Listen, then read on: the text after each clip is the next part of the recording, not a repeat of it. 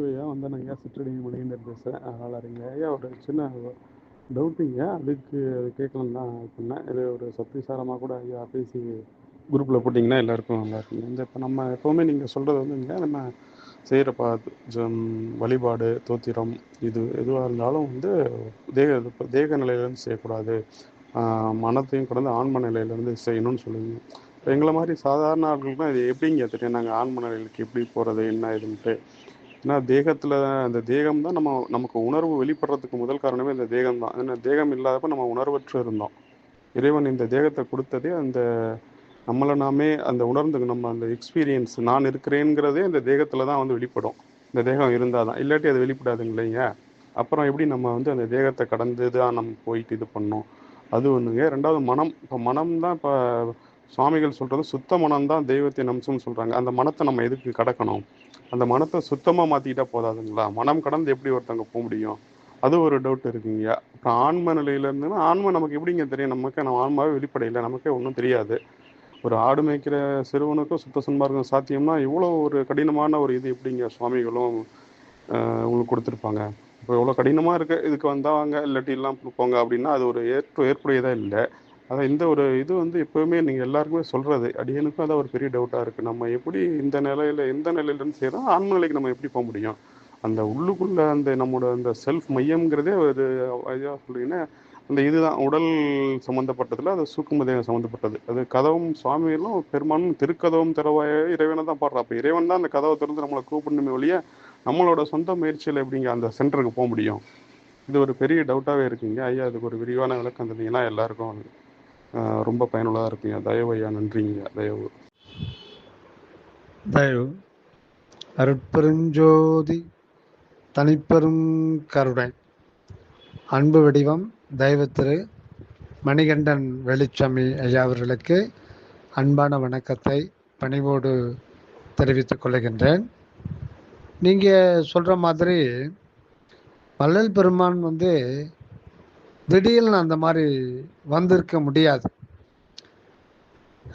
ஏன்னா உலகம் கண்டிராத ஒரு மிகப்பெரிய ஒரு சத்திய ஞானின்றது சுவாமிகள் கூட இருந்து அவங்களுக்கே தெரியும். நம் திருவருட்பாவையும் 6ஆம் திருமுறை பாடல்களையும் ஏன் முதல் திருமுறை பாடல்களையும் மற்ற ஞானிகள் எழுதின பாடலையும் கம்பேர் பண்ணி பார்க்கும்போதே தெரியும் பெருமானார் எவ்வளவு உயர்ந்த நிலையில் இருக்கிறாருன்னு நமக்கு தெரியும். ஆக அவர் மாதிரி நாம் ஆக முடியுமான்னா ஆக முடியாது, அது கஷ்டம்தான். அப்போ நாம் ஒரு 10-20 பிறவி எடுக்க வேண்டியது தான். அதனால் நம்ம எதுவும் முயற்சி ஒன்றும் தேவையில்லை தான். நீங்கள் சொல்கிற மாதிரி என்னதான் நம்ம முயற்சி பண்ணாலும் கடவுளாக பார்த்து திருக்கதவன் திறந்தால் தான் உண்டு. அவர் எப்போ திறக்கிறாரோ அப்போ திறக்கட்டுமே, நம்ம எதுக்கு முயற்சி செய்யணும், வீண் முயற்சி செய்யணும்? இதுதான் நம்மோட கான்செப்ட். இதுதான். ஏன்னா நம்ம எவ்வளவு தான் முயற்சி செஞ்சாலும் அவராக பார்த்து தான் இது பண்ண முடியும்.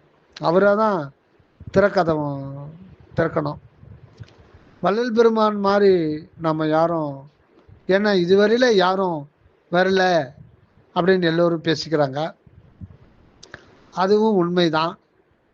ஏன்னா எல்லோருமே எனக்கு ப்ரூவ் பண்ணி காமிங்க, யார் யார் அடைஞ்சாங்களோ எனக்கு முன்னாடி ப்ரூவ் பண்ணி காமிங்க அப்படின்னு நாம் விரும்புகிறோம் மனதில். இப்போ வள்ளல் பெருமான் என்ன சொல்கிறாரு, இது நம்முடைய கான்செப்ட் இந்த நிலையில் இருக்கு.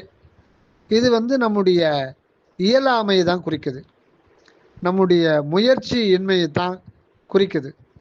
வள்ளல் பெருமான் சொல்கிறாரு, கையறவு இயலாது நடுக்கண் புருவ பூட்டு கண்டு களி கொண்டு திறந்துண்டு நடு நாட்டு. கையறவு அப்படின்னா அந்த முயற்சி இன்மை, சோம்பல், தூக்கம், இதெல்லாம் கையறவில் வந்துடும். அரவு அப்படின்னா இந்த வல்லின ரா போட்டால் அது என்ன ஒரு அர்த்தம், மெல்லின ரா போட்டால் பாம்புன்னு அர்த்தம். அது அந்த அர்த்தம் இங்கே வராது. அரவுன்னா அதை நீக்கி விடுதல். நமக்கு இயற்கையிலேயே நம் கையில் கொடுக்கப்பட்டிருக்கிறது முயற்சி என்ற ஒன்று. நம்ம இந்த ஜீவனோட ஃபிக்ஸ் பண்ணி தான் அனுப்புகிறார். அதனால தான் எல்லா ஜீவராசிகளுமே ஒரு முயற்சியிலேயே இருக்கும். இப்போ எறும்பு இருக்கு, எறும்பை பார்த்து நம்ம புதுசாக எதுவும் சொல்ல வேண்டியதில்லை. முயற்சிக்கு எறும்பை பார்த்து நம்ம நிறைய தெரிஞ்சுக்கணும். சிட்டுக்குருவி முட்டை போட போதுன்னா 3 நாள் அது கூடு கட்டிடுது. 1000 பேர் சேர்ந்து அதுக்கு வாயும் அதுதான், அழகும் அதுதான், நாக்கும் அதுதான், மூக்கும் அதுதான், எல்லாம் அதுதான். அது ஒன்றுத்தை வச்சுட்டு நார் உரிக்க கொள்ள அது பார்த்தீங்கன்னா காலையே யூஸ் பண்ணாது, எல்லாம் அதிலே தான் யூஸ் பண்ணோம். அந்த மாதிரி ஒரு 1000 பேர் ஒரு வருடம் முயற்சி பண்ணாலும் அது மாதிரி கட்ட முடியுமா? அது எவ்வளவு முயற்சி இருக்கு. அந்த முயற்சிக்கு இறைவன் உள்ளொளி உதவி செய்யறது நமக்கு தெரியாது. ஏன்னா அந்த மாதிரி கூட பின்ன முடியாது. அது ஒவ்வொரு நாரா ஆயிரக்கணக்கான நார்களை எடுத்து வைக்குது. கடைசி ஒரு நார் இருக்கும், நாரை கொண்டு பின்னி எடுத்துரும். இப்போ அது கடைசி வச்ச நாரை நாம் எடுக்க முடியுமா? எடுக்க முடியாது. ஏன்னா அந்த கலை அந்த ஆண்டவர் கொடுத்துருக்கார். கலை அறிவு அளித்து கலிப்பினில் உயிரெல்லாம் அலைவு அறவகுத்த அற்பெரும் ஜோதி அப்படின்னு சொல்றார். ஆக முயற்சியோடு தான் நம்ம வந்திருக்கோம். ஆனால் அதை நம்ம அறியாமல் இருக்கிறோம். முயற்சியோடு தான் நம்ம இருக்கோம். அந்த முயற்சிக்கு ஒரு பகுதி அவா. அந்த அவாவோடு தான் அந்த ஜீவன் இந்த பூமியில் வருவிக்கப்படுது, இந்த தேகத்தில் வருவிக்கப்படுது. அதனால் முயற்சி ஏற்கனவே இருக்கு. அதை தூண்டி விடணும். நீ முயற்சியோடு தான் வந்திருக்க, உன்னுடைய இயல்பே முயற்சி தான். நீ முயற்சி இல்லாமல் இருக்கிறன்னா அது உன்னுடைய தாமச குணம்தான் அப்படின்னு அதை ஞாபகப்படுத்துகிறார். யாரு? இறைவனே ஞாபகப்படுத்துகிறார். யாருக்கு ஞாபகப்படுத்துகிறாரு? நமக்கு தான் ஞாபகப்படுத்துகிறார். வள்ளலார் மூலம் வள்ளலாராகவே இருந்து அனகமாக வெளிப்பட்டு அவரே சொல்றார், அருள் உற முயலுக, அருள் உற முயலுக, அருள் பெற முயலுக அப்படின்றார். ஏன்? அந்த அருள் தான் நம்முடைய உண்மை. நம்ம மறுத்தாலும் மறந்தாலும் அதை நினைச்சாலும் நினைக்காவிட்டாலும் தூங்கினாலும் விழித்திருந்தாலும் உண்மையிலே நாம் அந்த அருள் வடிவினனாகத்தான் இருக்கிறோம், அருட்ஜோதி வடிவினனாகத்தான் இருக்கிறோம் என்ற உண்மையை ஆண்டவர் அவர் மார்க்கமாக இப்ப சொல்லுகின்றார். தன்னை பற்றி தனக்கே சொல்லுகிறார். இந்த ஒரு இதெல்லாம் முன்பு வெளிப்படவில்லை. ஆனால்தான் சாலைக்கு ஆண்டவர் போகிற 10 தினங்களாகிய கொஞ்ச காலம் நீங்கள் நல்ல விசாரணையில் இருந்து வாருங்கள். இந்த விசாரம் என்கின்ற அதி உஷ்ணத்தினால் அன்றி வேறு எந்த ஒரு உஷ்ணத்தினாலும் இந்த மாயாத்திரையை நீக்க முடியாது. உண்மையிலே நமக்கும் இறைவனுக்கும் இயற்கையில எந்த மறைப்பும் கிடையாது. இது ஒரு காரணத்துக்காகத்தான் ஆண்டவர் அந்த மாய மறைப்பை வச்சிருக்கார்.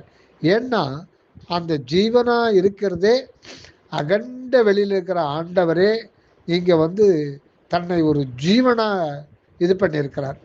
ஆக ஜீவனுடைய முழு வண்ணமே எதுன்னு பார்த்தோம்னா அது அகண்ட வெளிமுற்று இருக்கிற அன்பு சத்துவம் தான் அப்படியே தன்னை எங்க ஜீவனா வச்சிருக்கார்.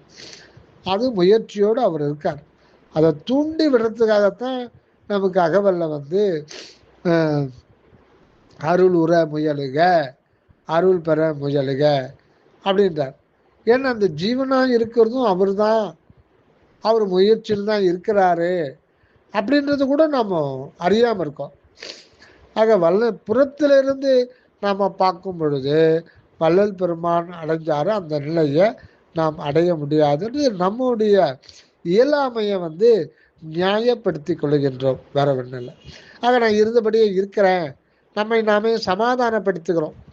மேலே வர்றதுக்கு என்னால் முடியாது அப்படின்னு சொல்லிட்டு நம்ம இது பண்ணுறோம். இன்னொன்று, நாம் தேக உணர்வினாக தான் இருக்கிறோம். அப்படியே வச்சுங்க. இந்த உணர்வை எப்படி நீக்குவதுன்னா, எப்படியும் நீக்க முடியாது. ஏன்னா நம்ம பல கோடி பிறவிகளில் அந்த புறநிலையில் தான் வைக்கப்பட்டிருக்கோம். இப்போ அந்த திரை வந்து திரையே நீ நீங்குகன்னா நீங்கிடும். அப்போ நம்ம தேகம்தான் நான் அப்படின்னு இருக்கிறோமே ஒழிய, இந்த தேகத்துல வந்து எத்தனை எத்தனை உள் உறுப்புகள் இருக்கு, அதை பத்தி நமக்கு தெரியுமா? எதுவுமே தெரியாத மேல வர பேக்கிங், இந்த தோல் பையை வச்சு மூடி இருக்கு, அவ்வளவுதான். இதுக்குள்ள என்னென்ன இருக்குது அப்படின்றது நமக்கு என்ன தெரியும்?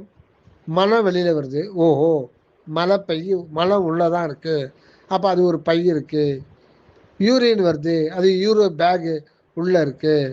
மிச்சம்லாம் நம்ம கேட்டு தெரிஞ்சுக்கிறோம், கேள்விப்பட்டு தெரிஞ்சுக்கிறோம், படித்து தெரிஞ்சுக்கிறோம். சிறுமூளை, பெருமூளை, முகுலம், இதெல்லாம் நம்ம என்ன தெரியும்? ஒன்றும் தெரியாது.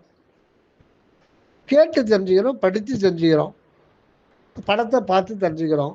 விஞ்ஞான ஆராய்ச்சியாளர்கள் இதுக்கு நமக்கு உதவி செய்கிறாங்க. பெருமூளை இருக்கு, சிறுமூளை இருக்கு, முகுலம் இருக்கு. இதெல்லாம் வந்து சித்தர்கள் நோய்கள் சொல்லியிருக்காங்க.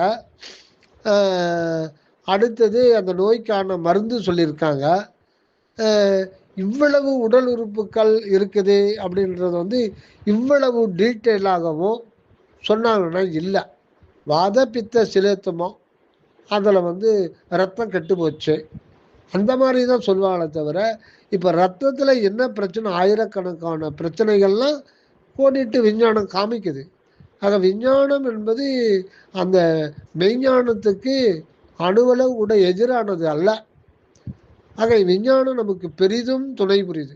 ஆக விஞ்ஞானத்தில் பார்க்கும்போது இந்த உடம்புக்குள்ள என்னென்ன உறுப்பு இருக்கு, அது என்னென்ன வேலை செய்யுது, அதெல்லாம் படிக்கணும்னா 100 லாரி படித்தா கூட அது முடியாது. அவ்வளவு வேலைகள், இயக்கங்கள், உறுப்புகள், தன்மைகள், பயன்கள் எல்லாமே இருக்கு. இதுல ஏதாவது நமக்கு தெரியுமான்னா தெரியாது. அப்புறம் ஏன் நம்ம தேகம் நான் என்ற உணர்வுல இருக்கோம்? உண்மையில கிடையாது. அதான் விசாரம். தேகம் நான் என்ற உணர்வுல நாம உண்மையில இருக்கிறோமான்னா கிடையாது. இதுதான் விசாரித்திருக்கணும். சரி, இதை எப்படி விசாரிக்கிறது? ஒரு சின்ன உதாரணம். நீங்க ஒரு கம்பெனி மேனேஜரா இருக்கீங்க, இப்போ அது மாதிரி தான் இருக்கீங்க. உங்களுக்கு கீழே வந்து 200 பேர் ஒர்க் பண்ணுறாங்க. சூப்பர்வைசர் வந்து ஒரு 15 பேர் இருக்காங்க. இந்த மாதிரி கம்பெனி உங்கள் ஓனருக்கு ஒரு 20-30 இருக்கு. இப்போ திடீர்னு டெலிகேட்ஸ் வந்துடுறாங்க ஃபாரின்ல இருந்து. உங்களுக்கு 2 வருடங்களுக்கு தேவையான ஆர்டர்ஸ்லாம் புக் பண்ண போகிறாங்க. திடீர்னு புறப்பட்டு வர்றாங்க. ஆல்ரெடி நீங்கள் அனுப்பிச்ச ப்ராடக்ட்டு குவாலிட்டிலாம் பார்த்து அவங்க ரொம்ப திருப்தி அடைஞ்சு உங்கள் ஓனருக்கு ஃபோன் பண்ணி, இது மாதிரி வர்றாங்க, உங்கள் ஃபேக்ட்ரியை விசிட் பண்ணிவிட்டு நாங்கள் 2 வருஷத்துக்கு ஆர்டரை புக் பண்ணிடுறேன், நாங்கள் 10 பேர் வர்றோம் அப்படின்னு ஜெர்மன்லேருந்து ஃபோன் பண்ணுறாங்க. இது மாதிரி உங்களுக்கு கம்பெனிங்க வெவ்வேறு ப்ராடக்ட்டை நாங்கள் எல்லாத்தையுமே பார்க்க போகிறோம், 10 நாளைக்கு தங்கி பார்க்க போகிறோம்.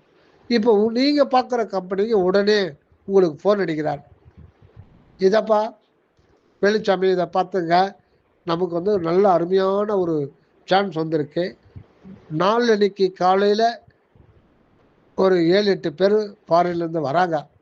என்ன பண்ணுவியோ ஏது பண்ணுவியோ எனக்கு தெரியாது. ஏன்னா நாளைக்கு 31ஆம் தேதி எல்லாருக்கும் சம்பளம் கொடுக்கணும், எல்லா டீட்டெயிலும் பார்க்கணும், அதையும் நிறுத்த முடியாது. இனி இது போக மொத்தம் பளிங்கு மாதிரி சுத்தமாக கம்பெனியை வந்து புது கம்பெனி மாதிரி ஆக்கிடணும். நீ என்ன பண்ணுவியோ ஏது பண்ணுவியோ தெரியாது. நான் அந்த டைமுக்கு நான் ஃபோன் பண்ணிட்டு கூப்பிட்டு வருவேன், பக்காவாக இருக்கணும் அப்படின்னு.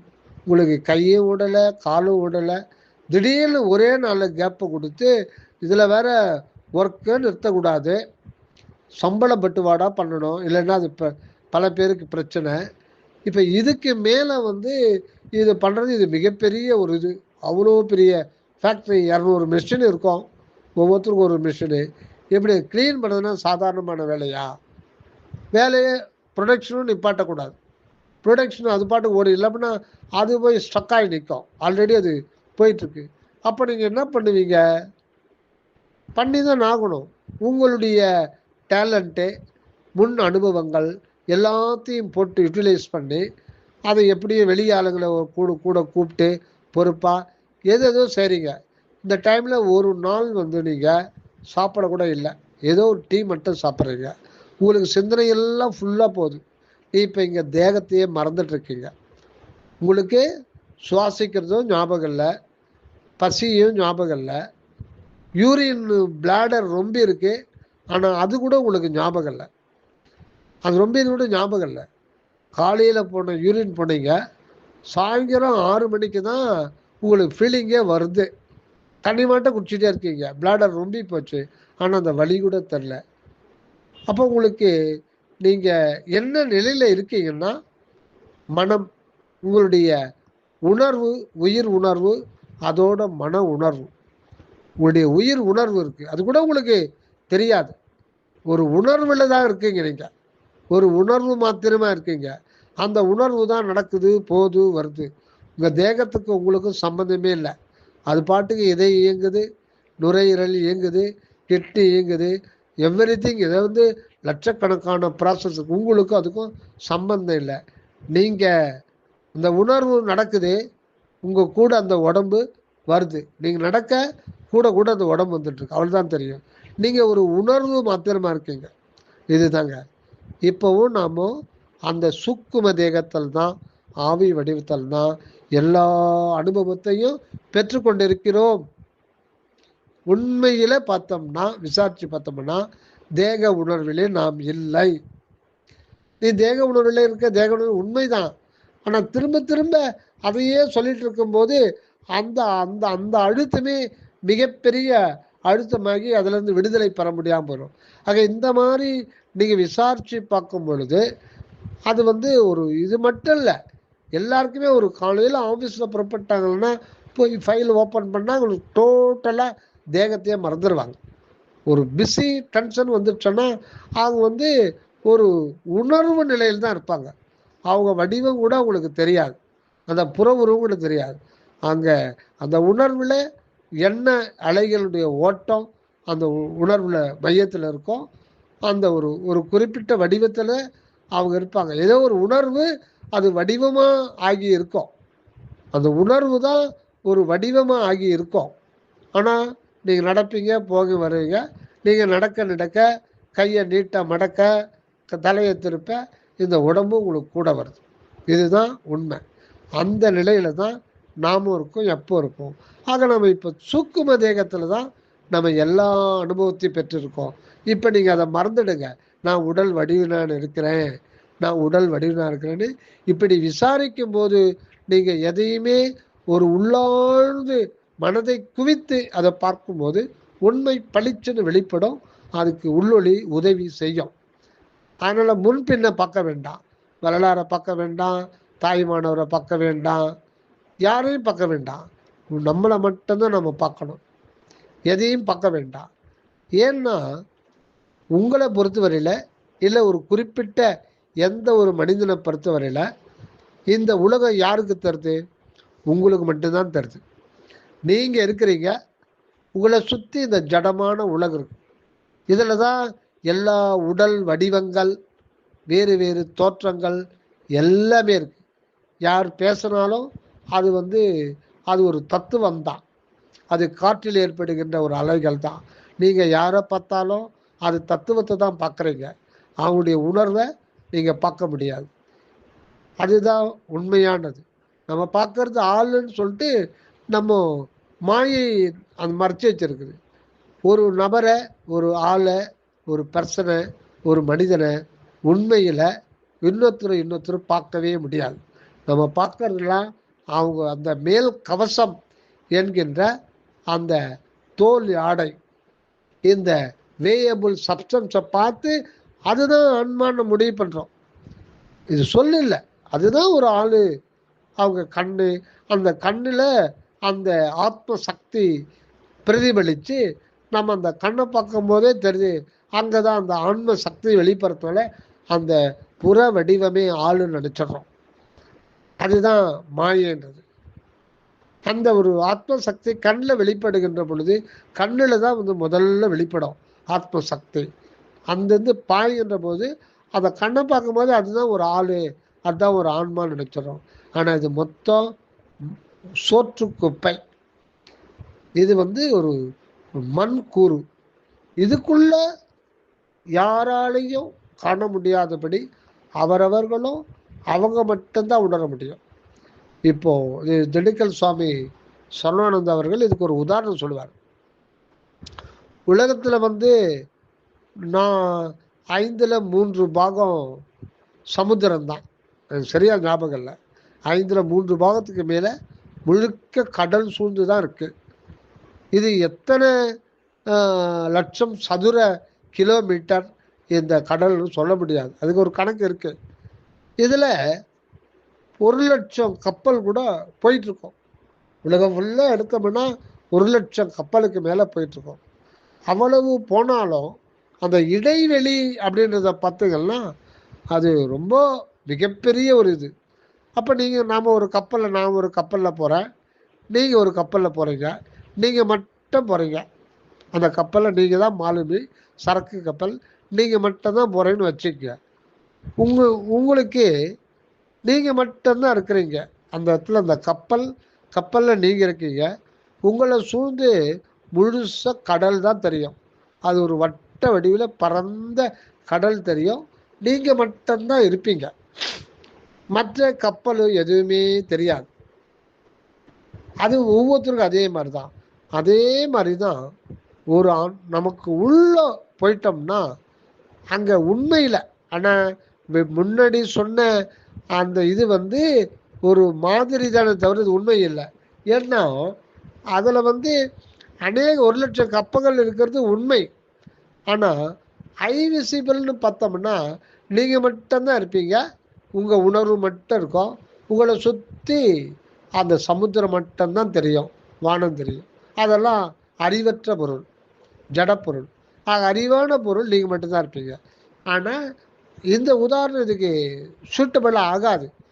ஆனால் இது ஒரு மாதிரிக்காக. அதே மாதிரி உங்களுடைய ஆன்மாவுக்குள்ளே போயிட்டா இங்கே இந்த பிரபஞ்சம் மொத்தமே பொற்சபையாக தான் தெரியும். நீங்கள் மட்டும்தான் இருப்பீங்க.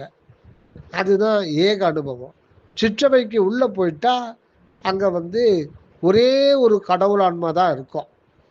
அது மேற்பரப்பில் தான் எண்ணற்ற ஜீவராசிகள் விளங்குதே தவிர ஆழ்ந்து போக போக போக அங்கே ஏக அனுபவம் மாத்திரமே இருக்கும். அது இயற்கையாகவே இருக்கிறது. நாம் அந்த அனுபவம் நம்ம கைக்கு வர்றதுக்கு முன்னாடி அதை ஆண்டவர் அந்த அனுபவத்தில் தான் இருக்கார். அந்த மெய்ப்பொருள் அந்த அனுபவத்தில் தான் இருக்கு. அதை ஜீவனில் வெளிப்படுகின்ற பொழுதுதான் ஆனந்தம் வெளிப்படும். அதனால்தான் அவர் ஜீவனாக இருந்து தன்னுடைய சுய அனுபவம், அந்த அனுபவம் ஈக்குவல் டு ஆன்மா. அனுபவம்ன்ற வார்த்தையும் ஆன்மான்ற வார்த்தையும் வேறு வேறு கிடையாது. அதான் தனு கரணாதிகள் தாம் கடந்து அறியுவோர் அனுபவம் ஆகிய அற்பெருஞ்சோதி. அற்பெருஞ்சோதி அனுபவம், அற்பெருஞ்சோதி அனுபவம் ஈக்குவல் டு ஆன்மா. அந்த ஆன்மா ஈக்குவல் டு கடவுளுடைய சிற்றுருவம். எப்போனுங்க நாமன்றது ஒன்றுமே இல்லை அப்படின்றது தான் நம்ம மேலோட்டம் விசாரிக்கும் போது இது தெரியும். ஆக இதுக்கு முன்பு இருந்த நெறிமுறைகள் எல்லாம் புறத்திலிருந்து அகநோக்கி சென்று அடைய வேண்டும், ஐக்கியமாக வேண்டும் அப்படின்னு சொல்லிட்டு தான் வேறு அது வேறு அப்படின்றது தான் கொள்கைகள் வகுத்து மார்க்கங்களை உருவாக்கி வழிபாட்டு முறை சொன்னாங்க. இது எல்லாமே தேகேந்திரிய இந்திரிய நிலையிலிருந்தோம், கரண நிலையிலிருந்தோம், ஜீவ நிலையிலிருந்தோம், ஆன்ம நிலையிலிருந்தோம், ஒவ்வொரு நிலையிலிருந்து வெளிப்படுத்தப்பட்டது தானே ஒழிய முழுக்க முழுக்க அருளே, அந்த அருளே தனது நிலையிலிருந்து இதுவரையில் வெளியாக்கப்படவில்லை. அப்படி வெளியாக்கப்பட்டதற்கு ஆண்டவரே எடுத்துக்கொண்ட ஒரு திரு உருவம்தான் ராமலிங்க அடிகள். அதற்கு முன்னாடி அவருடைய உடல் பொருள் ஆவியெல்லாம் காலி பண்ண சொல்லிட்டு, வீடை காலி பண்ணி சுண்ணாம்பு அடிச்சு கொடுப்பான்னு சொல்லிடுறார். அங்கே இருக்கக்கூடாது. அப்புறம்தான் அவர் அவருடைய உடல் பொருள் ஆவியில் அந்த ஆண்டவரை பிரவேசித்து முற்றும் தன்னதாக்கி தானே இருந்து இருக்கின்றார். அதுக்கு முன்பும் அவரே தான்.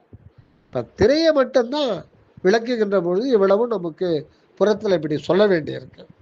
அதனால் இங்கே வரலாறு அப்படி ஆயிட்டார் இப்படி ஆயிட்டா உங்க புறத்தில் பார்க்கவே கூடாது. இப்போது நீங்கள் மட்டும்தான் இருக்கீங்க. நீங்கள் அதை அடைஞ்சே ஆகணும். அடையில வரையில் நமக்கு உள்ளோ நாம இருக்கிற ஆண்டவர் விடமாட்டார். அவர் துரத்துக்கிட்டே இருப்பார். மீண்டும் மீண்டும் பிறவி துன்பங்களை தந்துக்கிட்டே இருப்பார். இதுக்கு நாம் ஓகேன்னா அவரும் ஓகே, ஏன்னா அவரும் ஜீவனாக இருக்கார். அப்போது இதெல்லாம் விசாரித்து பார்க்கும்போது நம்ம முயற்சி எடுத்தே தீரணும். அப்படி முயற்சி எடுக்கிறாத பட்சத்தில் ஓரளவுக்கு பக்கமும் அதிகம் அபக்கம் இருக்கும்போது தான் ஆண்டவர் முயற்சி இல்லாமல் இருக்கும்போது தான் சூழ்நிலைகள்லாம் மாறுபாடான சூழ்நிலைகள், வேண்டாத சூழ்நிலைகள், நோய் நொடிகள், பல துன்ப இதையும் கொடுப்பார். மற்றவங்களுக்கு கொடுக்குறது அது வேற, அது செய்த கர்மாவுக்கான பலன். ஆனால் அன்பர்களுக்கு இந்த மாதிரி சோதனை வருதுன்னா இதோட இது வேற. அவங்கள திருத்தி உள்நிலை வர வைக்கணும் அப்படின்றதுக்காக தான். அதெல்லாம் முடியாது, வரலாறு அதுக்குன்னே பிறந்தாரு, அவரால் தான் அடைய முடியும். இது நம்முடைய கான்செப்ட். ஆனால் ஆண்டவர் தனது அருள் உண்மையை ஓங்கார உண்மையாய் வெளிப்படுத்தி கொண்டு தானே இந்த நித்தியானந்த மனிதனிலே வாழ வர வேண்டும். அவருடைய இலக்கு நிறைவேற்றத்துக்காக ஒவ்வொரு வினாடியும் அவர் காத்திருக்கிறார். நம்ம சம்மதிக்கணும் என்பதற்காக காத்திருக்கிறார். சம்மதிக்கணும்னா நாம் ஒதுங்கி நிற்க வேண்டும். நான் இல்லை என்று ஓட வேண்டும். இது விசாரத்தினால் மட்டுமே முடியும். அதிதீவிர விசாரத்தினாலே முடியும். சாதாரணமாக ஒரு விவசாயி இருக்கான், ஏழை விவசாயி.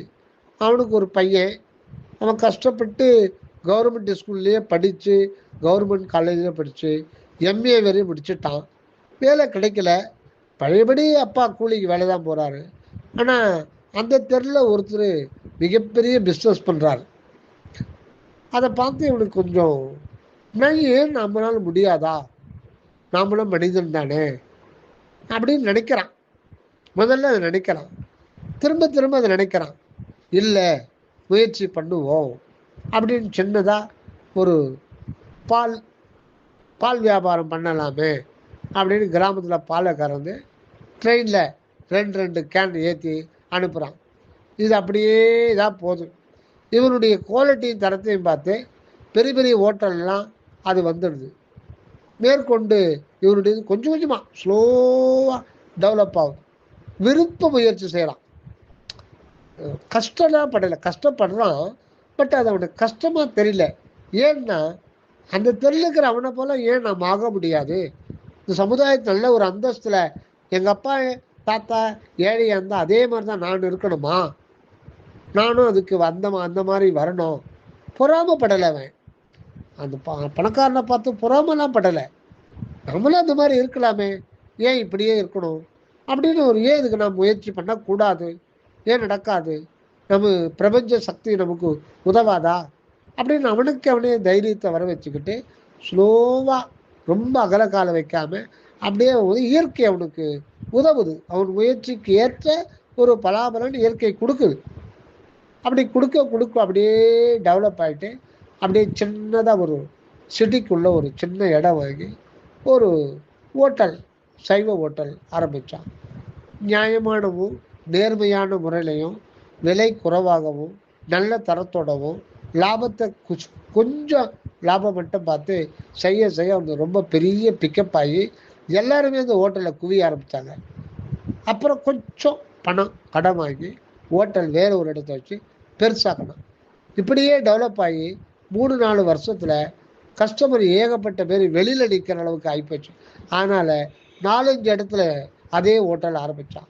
அப்படி பார்க்கும்போது அவன் ஒரு 20-30 வருஷம் கழிச்சு அந்த ஏரியாவிலே மிகப்பெரிய கோட்டீஸ்வரனாக மாறிட்டான்.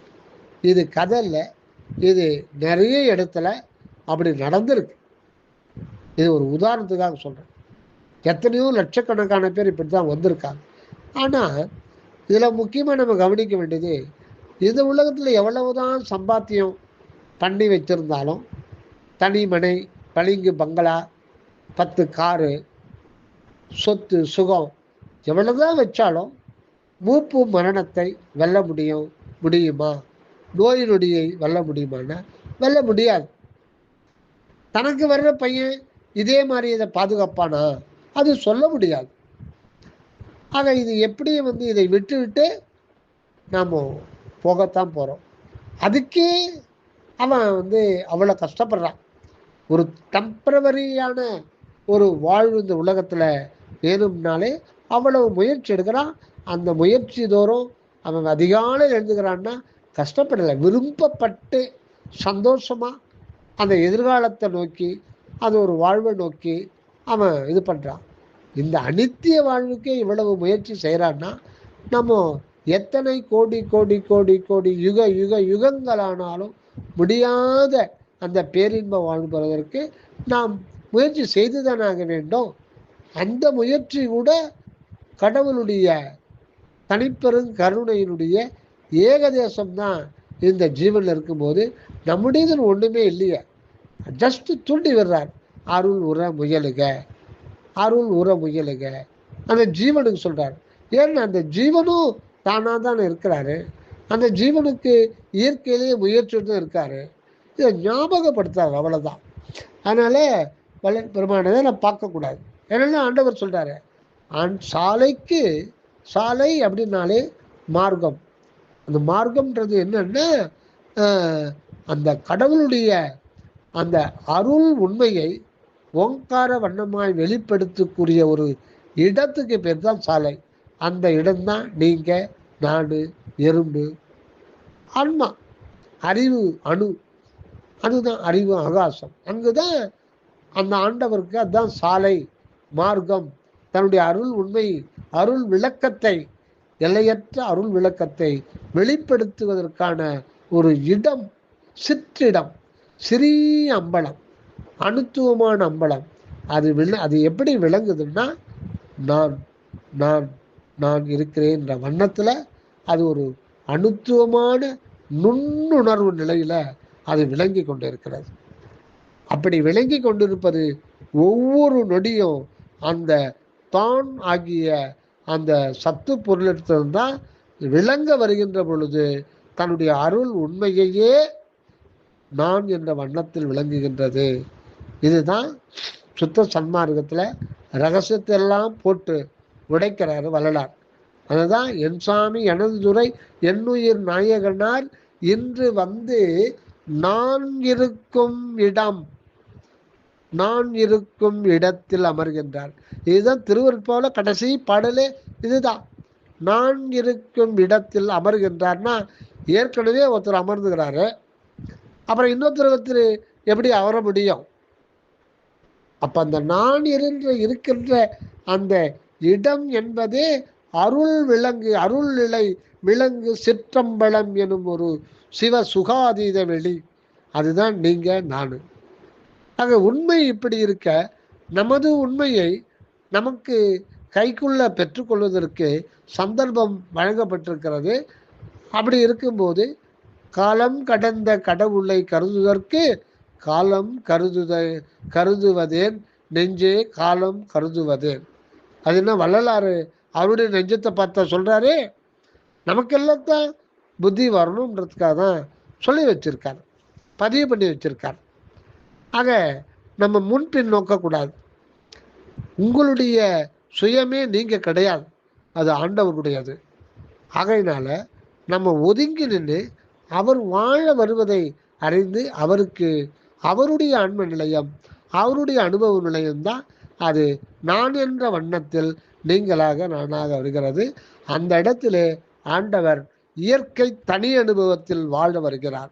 எங்குமாய் விளங்கும் சிற்றவை இடத்தே இது அது என உரைப்பரிதாய் தங்குமோர் இயற்கை தனி அனுபவத்தை தந்து, அது ஏற்கனவே இருக்கு, இப்போ அந்த அனுபவத்தை அந்த ஒரு குறிப்பிட்ட ஜீவனுக்குள்ள அதை வெளிப்படுத்தி கொள்கிறார். தந்தனை தன்மயமாக்கி பொங்கும் ஆனந்த போக போக்கியனாய் புத்தமுதருத்தி என் உளத்தே அங்கையில் கனிபோன்று அமர்ந்தருள் உறைந்த அருட்பெருஞ்சோதி என் அரசே அப்படின்றார்.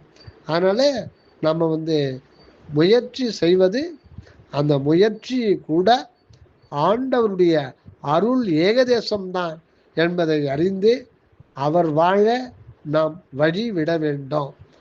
அதுக்காக தான் முயற்சி பண்ணுறோம். அதனால் முயற்சி திருவினை ஆக்கும். இதுக்கு திண்டுக்கல் சுவாமி என்ன சொல்கிறாருங்கன்னா, 2 பொருள் இதில் அடங்கியிருக்கு. முயற்சி, திருவினை. திரு அப்படின்றதுக்கு சுவாமி நிறைய சொல்கிறார். திரு என்ற சொல்லே இத் இர் உ, இத் இ இர் ஊன் பெரிய 4 எழுத்துக்களை அந்த சத்திய ஞானிகள் எடுத்து தொகுத்து தான் திருன்னு போட்டிருக்காங்க. அதனால் யாருக்கு பேர் வச்சாலும் திரு திரு திருன்னு முன்னாடி போடணும். கடிதம் எழுதும்போது எல்லா ஊர்களுக்கும் திரு தான். திருவொற்றியூர், திருவான்மையூர், திருப்பாதிரி புலியூர், திருவண்ணாமலை, திருவாரூர், திருக்கழுக்குன்றம், இப்படி எல்லாமே திருத்தணி, திருப்பதி. ஏன் வருது அந்த திரு அருட்பா, திருவாசகம், திருமந்திரம், இப்படி எல்லாம் திருக்குறள் ஏன் வருது? திரு எதுக்கு போடணும்? அந்த திரு என்றாலே இறைவன் தனது உண்மையை ஆன்மாவில் வெளிப்படுத்துகின்ற நிலைதான் திரு. அதனால்தான் திருவிளங்க சிவயோக சித்தி எல்லாம் விளங்குன்னு பாடுறார். அப்புறம் திரு நிலைத்து நல்ல அருளோடும் அன்போடும் செழித்தோங்க அப்படின்னு பாடுறார். ஆக திருவருட்பா, திரு அருட்பிரகாச வள்ளலார், சுவாமிகளுடைய முதல் பாடலே திருவோங்கு. எங்க ஓங்குது திரு? அந்த திருவோங்குன்றதே நீங்க, நான், ஆடு, மாடு, எறும்பு எல்லாம் இருந்தது. ஆண்டவர் தனது உண்மையை திரு ஆக ஓங்க வைக்கின்ற இடம்தான் ஆன்ம நிலையம். அதுதான் நான் என்ற வண்ணத்தில் விளங்குகிறது. இங்க இத்து என்பதுதான் அகண்ட ஆகாச வெளியே நிறைந்து உள்ள அந்த சத்து பொருள். ஈ என்பது அதுவே இங்கு அருட்பிரணவ உயிராக ஈ என்பது இப்போ ஓம்ன்றது ஓங்கார பிரணவம்னு சொல்லுவாங்க. ஈ என்பது அருட்பிரணவம். அது ஒன்னே தான். அது ஒரே ஒரு எழுத்துல அருட்பிரணவமாக 3வது எழுத்து தான் ஈ. அந்த அருட்பிரணவ உயிர் அதுதான் ஆன்மா. அவரே இங்க அருட்பிரணவ உயிர் என்கின்ற ஆன்மாவாக விளங்கி கொண்டு இரு என்கின்ற துவாதசாந்த பதியிலே இருந்து கொண்டு ஊ என்கின்ற உகர ஐஞ்சக்தி ஐந்தொழில் புரிந்து இந்த பிரபஞ்சமாக விரிந்து விளங்குகின்றார். இதுதான் இயற்கை தனி அனுபவம். அதுதான் திருவோங்கு. அதனால ஆண்டவர் இப்போது சாலைக்கு ஆண்டவர் போகிற, இப்ப நாம போல, இது ஆண்டவருடைய மார்க்கம், இது கடவுளுடைய பாதை. ஆக இதுல நம்ம செய்ய வேண்டியது விசாரம் மட்டும். விசாரம்ன்றது அகமுக விசாரம். 4 பேர் உட்காந்து பேசிட்டு இருக்குதில்ல. இப்ப நாம பேசிக்கிறதுலாம் கூட இது ஒரு நுழைவு வாயில் தானே ஒழிய இது அல்ல விசாரணம். இது மனம் கடந்த நிலையில போறது தான். மனம் கடந்த எண்ணங்களே நம்ம தேகத்தை உடலோடு ஒட்டும் போது எண்ணங்கள் வந்துடும். எண்ணங்கள் இல்லாத நிலையில சகல காரியம் கூட செய்ய முடியும் அப்படின்னு மனோ சக்திக்கு ஆற்றல் உண்டு. அதை எல்லா உயிரினங்களும் மனதில் எண்ணங்கள் ஏற்படாமலே சூழ்நிலையை புரிந்து கொண்டு சகல இதையும் பாதுகாப்பையும் அது தேடிக்குது. ஆனால் எண்ணங்கள் ஏற்படலை. மனிதன் மட்டும்தான் எது ஒன்றுத்துக்கும் எண்ணி எண்ணி பார்க்குறான். அதனால் இது இப்படியோ அப்படி ஆயிடுமா, ஐயோ முடியாது அப்படின்னா முடியாது தான். அது முடியாது தான். ஒரு சின்ன உதாரணம். ஒருத்தன் ஒரு ஊருக்கு போகிறான். போகும்போது நல்ல வெயில், சித்திரை மாதம் வெயில். நடந்து தான் போனோம் அந்த காலத்தில். நல்ல வெயிலில் காலில் வேறு செருப்பு இல்லை. ரொம்ப தொலைவு நடந்ததுனால தாகம், பசி, வெயில், வேர்வை, தலை கொதிக்குது, கால் சுடுது. எங்கான ஒரு நிழல் இருக்குமான்னு பார்த்தான். தொலைவா பார்த்தா ஒரு ஃபர்லாங் தொலை ஒரு மரம், ஆலமரம். அங்கே போய் உட்கார்றான். உட்கார்ந்த உடனே அப்பாடா சில்லுன்னு இருக்கு. தண்ணி இருக்குமான்னு பார்த்தா பக்கத்தில் ஒரு தீஞ்சுவை நீரோடை, தெல்லிய நீரோடை. அந்த குடிக்கிறான், அவ்வளவு டேஸ்டாக இருக்கும். சாதாரண தண்ணி தான், அவ்வளவு இனிமையான டேஸ்டாக இருக்கும். ஒரு மடக்குன்னு குடிச்சிட்டான். குடிச்சிட்ட உடனே அந்த மரத்தில் உட்காந்து அங்கே ஒரு கல்லுலேயே செஞ்ச ஒரு பாறை, அங்கே படுத்து அப்பா பசி தாகம் உருளை அடைஞ்சிச்சு, சில்லுன்னு இருக்கு. அந்த நீரோடையில் விழுந்து எழுந்துக்கிட்டான். உடம்பும் சில்லுன்னு ஆயிடுச்சு. காற்று அருமையான காற்று. தாகம் தீர்ந்தாலே கொஞ்சம் பசி அடங்கிடான். அந்த மரத்துக்கு உட்காடுறான். ஒன்று இதில் ஒரு பெரிய இதுன்னா, அந்த மரம் கற்பக தரு. அது என்ன நினைக்கிறோமோ அது கிடைக்காது, அவனுக்கு தெரியாது. இது ஒரு கதை. அதனால் அந்த நீரோடையில் அந்த அற்புதமாக அந்த நீரை சுவைத்து சாப்பிட்டு காற்று அருமையாக வருது, படுத்துடுறான். கொஞ்சம் ஒரு 5 நிமிஷம் ஆன பிறகு நினைக்கிறான், என்னன்ட்டா சாப்பாடு இருந்தா நல்லா ருசியோட சாப்பாடு இருந்தா நல்லா இருக்குமே அப்படின்னு நினைக்கிறான். நினைச்ச அடுத்த செகண்டே ஒரு பெரிய தட்டில் அறுசுவையோட சாப்பாடு வந்துடுது. சாப்பாடு வந்த உடனே அவனுக்கு ரொம்ப வியப்பாகுது. அவனுக்கு அது கற்பக தருன்னு தெரியல. அது சாப்பிட்றான். சாப்பிட்டு ரொம்ப அருமையான சாப்பாடு நல்லா சாப்பிட்டு தண்ணியை நல்லா அந்த ஓடையில் தண்ணியை தீஞ்சுவை நீரோடையில் தண்ணியை குடிச்சிட்டு படுத்தா நல்லா தூக்கம் வருது. திடீர்னு நினைக்கிறான், இது என்ன பாறையாக இருக்கேன், மெத்துன்னு ஒரு நல்ல இலவு மஞ்சள் கட்டில் இருந்தால் நல்லா இருக்குமே நினைக்கிறான். உடனே ஒரு கட்டில் வந்துடுது. ஆச்சரியம் அதில் படுத்துடுறான். படுத்துட்டு ரொம்ப சுகமாக இருக்கும், நல்லா தூக்கம் வருது. அப்போ நினைக்கிறான், எல்லாம் இதாகி போச்சு, இங்கே ஒரு அழகான பொண்ணு தான் கட்டில் பக்கத்தில் பத்து நினைக்கிறான். உடனே தேவதை மாதிரி ஒரு பொண்ணு அழகாக வந்து நிற்குது. பார்த்த உடனே அந்த அழகை பார்த்தா எல்லாம் மயங்கிடுறான். திடீர்னு ஒரு டவுட்டு. இந்த டவுட்டு தானே மனிதனுக்கு மிகப்பெரிய ஒரு குளறுபடியே டவுட்டு தான். மனிதனை அழிக்கிறதே டவுட்டு. இந்த டவுட்டு தான் சோம்பலையை கொடுத்துரும். இவ்வளோ அழகாக இருக்குது, கேட்டேன்னு நினச்ச உடனே வந்துடுது. ஒருவேளை இது பூதமாக இருக்குமோ நினச்சான். அது பூதமாகவே மாறிடுச்சு. பூதமாக மாறின பயந்துட்டான். ஐயோ இது நம்மளை வெளிக்கிடுமா நினச்சான். விழுந்துச்சு. அதை இந்த சந்தேகம், அவர் மாதிரி நம்ப முடியுமா அப்படின்னு சந்தேகப்பட்டா ஆமாம் முடியாதுன்றார். நன்றி ஐயா. தயவு வந்தனம். அருட்பெருஞ்சோதி தனிப்பெருங்கருணை. ஓம் ராமலிங்காய நம.